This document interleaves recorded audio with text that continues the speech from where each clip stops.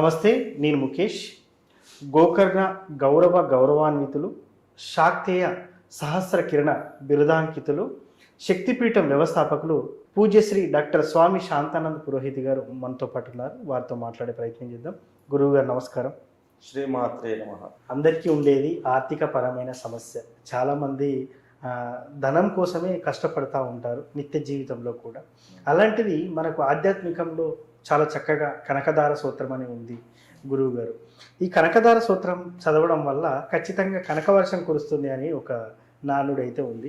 గతంలో మనం పురాణంలోకి వెళ్ళి చూస్తే కనకదార సూత్రం చదివితే బంగారు ఉసిరికాయలు పడ్డటువంటి సందర్భాన్ని అయితే మనం చూస్తున్నాం. మరి నిత్య జీవితంలో ప్రతిరోజు ఇంట్లో కనకదార సూత్రం చదివితే నిజంగానే ధనవర్షం కురుస్తుందంటారా? మీ మాటల్లో ఏం చెప్తారు? అయితే ఈ కనకధార అనేటటువంటిది జగద్గురు ఆదిశంకరాచార్యులకు సంబంధించినటువంటి విషయంలో మనకు వస్తుంది. జగద్గురు ఆదిశంకరాచార్యులు బాల సన్యాసి రూపంలో భిక్షాటన చేస్తున్నటువంటి సమయంలో ఒక వృద్ధురాలి ఇంటికి భిక్షాటనకు వెళ్ళడం జరుగుతుంది. అలా వెళ్ళినప్పుడు ఆ వృద్ధురాలు అలా భవతి భిక్షాందేహి అని భవాన్ భిక్షాందేహి అనుకుంటూ వస్తూ ఉన్నటువంటి ఆ బాలశంకరుడికి భిక్షా పాత్రలో ఏమి వేయాలో దిక్కుతోచని స్థితిలో ఆమె ఉండిపోతుంది. కారణం ఏమిటి అంటే 3 పూటలు కూడా కనీసం 5 వేళ్ళు నోట్లో వెళ్ళలేనటువంటి దుర్భరమైనటువంటి అతి దౌర్భాగ్యమైనటువంటి దారిద్ర్యంతో ఆమె అలమటిస్తూ ఉంటుంది. కనీసం తినడానికి ఒక బుక్క కూడా లేనటువంటి సందర్భంలో జగద్గురు ఆదిశంకరాచార్యులు వెళ్ళినప్పుడు ఆమె తల్లడిల్లిపోతుంది.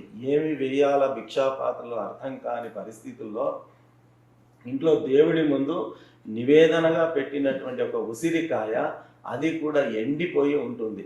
అలాంటి ఉసిరికాయను తీసుకుని ఆ జగద్గురు ఆదిశంకరాచార్యుల వారి భిక్షాపాత్రలో వేస్తుంది.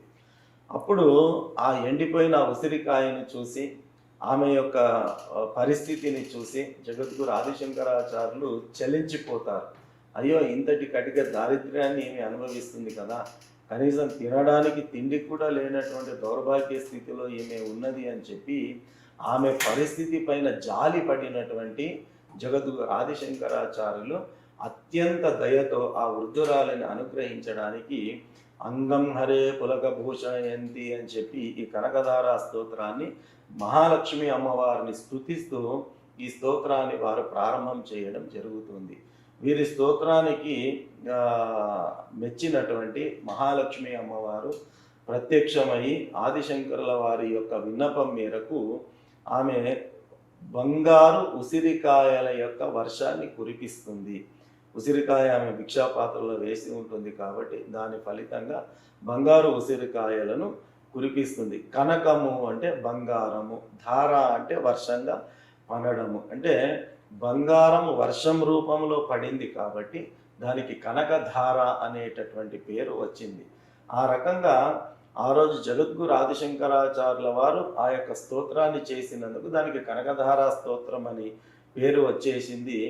ఆ రోజు నుంచి కూడా ఈ రోజు వరకు మహాలక్ష్మి అమ్మవారిని త్రికరణ శుద్ధిగా ఎవరు ఆ స్తోత్ర పారాయణాన్ని చేసినా కూడా తప్పకుండా బంగారు వర్షం కురుస్తుంది అనేటటువంటి దాంట్లో సంశయం లేదు. అంటే బంగారు వర్షం కురుస్తుందా అంటే ఆనాడు ఎట్లాగైతే పైనుంచి ఆకాశం నుంచి ఉసిరికాయలు కురిశాయో మరి ఇప్పుడు కూడా అట్లాగే వర్షం మాదిరిగా కురుస్తుందా అంటే బంగారు వర్షం కురుస్తుంది అంటే అర్థం ఏమిటి అంటే ఇంట్లో లక్ష్మీ ప్రదం ఉంటుంది, లక్ష్మీ అమ్మవారి నివాసం ఉంటుంది. ఆర్థిక పరమైనటువంటి సమస్యలు ఏవీ రాకుండా లక్ష్మీ అమ్మవారి సంపూర్ణ అనుగ్రహం కలిగేటటువంటి పాత్రతను మనము పొందే అవకాశం ఉంటుంది. కాబట్టి ఈ కనకధార స్తోత్రాన్ని కనీసము రోజులో 3 సార్లు మనం పారాయణం చేయాలి. శరీర శుద్ధిని పాటిస్తూ, ఆంతరంగిక శుద్ధిని పాటిస్తూ ఉదయము, మధ్యాహ్నము, సాయంత్రము 3 పూటల్లో రోజుకు ఒక్కసారి అలా 3 పూటల్లో 3 సార్లు, కనీసం 3 పూటల్లో పూటకు ఒక్కసారి ఈ స్తోత్రాన్ని మనం పారాయణం చేసి అట్లాగే మనం నిరంతరము కొనసాగిస్తున్నట్టయితే తప్పకుండా ఈ కనకధార స్తోత్ర పారాయణం అనేది నిస్సందేహంగా లక్ష్మీ అమ్మవారిని ప్రత్యక్షం చేస్తుంది. ఆర్థిక నష్టాలు కానీ, ఆర్థిక దారిద్ర్యాలు కానీ, అన్నీ కూడా దూరం అవుతాయి. ఇందులో ఎలాంటి సంశయం లేదు. రోజు పారాయణం చేయడానికి కుదరనటువంటి వాళ్ళు కనీసంలో కనీసం లక్ష్మీ వారం రోజు అంటే శుక్రవారం రోజైనా కనీసం 3 పూటలు ఈ కనకధార స్తోత్రాన్ని కనుక పారాయణం చేసుకున్నట్టయితే అమ్మవారు మహాలక్ష్మి అమ్మవారి అనుగ్రహానికి సంపూర్ణంగా పాత్రలు కావచ్చు. సో మీరు ఇందాక చెప్పారు గురువుగారు నిత్య జీవితంలో 3 సార్లు చదవాలి అని చెప్పేసి. మరి దీనికి శుద్ధి శుచి అనేది చాలా ఇంపార్టెంట్. మానవ జీవితంలో చాలా తప్పులు చేస్తాం, చాలా పొరపాట్లు చేస్తాం. రాత్రి అయితే లైంగిక జీవితాన్ని గడిపే అంటే అవకాశం కూడా ఉంటుంది.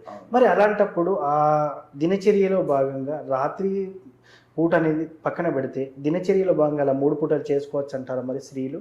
తప్పకుండా అండి. ఎందుకంటే ఈ సంభోగ క్రియ అనేటటువంటిది అది ఒక దైవిక ప్రక్రియ. అది భగవంతుడు ప్రకృతి సహజ సిద్ధంగా అందించినటువంటి వరము. కాబట్టి మనము అందుకే లేచిన వెంబడే తలంటు స్నానం చేయడము, అలాగా మన శరీర శుద్ధిని చేసుకొని ఆంతరంగిక శుద్ధి కొరకు ఆచమనాది క్రియలన్నీ చేసుకోవడం వల్ల అంతఃశుచి బాహ్యశుచిని రెండింటిని మనం పొందుతాం. కాబట్టి మనకు ఎలాంటి దోషాలు అనేటటువంటివి ఉండవు. ఇక మహిళల విషయానికి వస్తే 3 పూటల ఎంచక్క వారు ఈ యొక్క స్తోత్ర పారాయణాన్ని చేసుకోవచ్చు. ఎలాంటి ఇబ్బంది అనేటటువంటిది లేదు. కాకపోతే మహిళలకు ఋతుస్రావం అనేటటువంటిది నెలసరి అనేటటువంటిది ఒకటి ఉంటుంది. కాబట్టి అలాంటి స్థితిలో 4 రోజులు మాత్రం ఈ పారాయణం చేసుకోవడానికి అవకాశం అనేటటువంటిది ఉండదు. 4వ రోజు తలంటు స్నానం చేసి 5వ రోజు నుంచి మళ్ళీ ఈ స్తోత్ర పారాయణాన్ని యథావిధిగా కొనసాగించవచ్చు. ఎలాంటి ఇబ్బంది అనేటటువంటిది లేదు. సో ముఖ్యంగా కనకధార సూత్రం చదవడం వల్ల నిజంగా కనక వర్షమా కురుస్తుందంటే దానికి తగిన ఎక్స్ప్రెషన్ చాలా చక్కగా చెప్పున్నారు గురువుగారు. ఎలా చదవాలి, ఎలా చదివితే మనకు ఆర్థికంగా స్థిరంగా ఉంటామని చాలా చక్కటి వివరణ ఇచ్చారు. ధన్యవాదాలు. శ్రీమాత్రే నమః.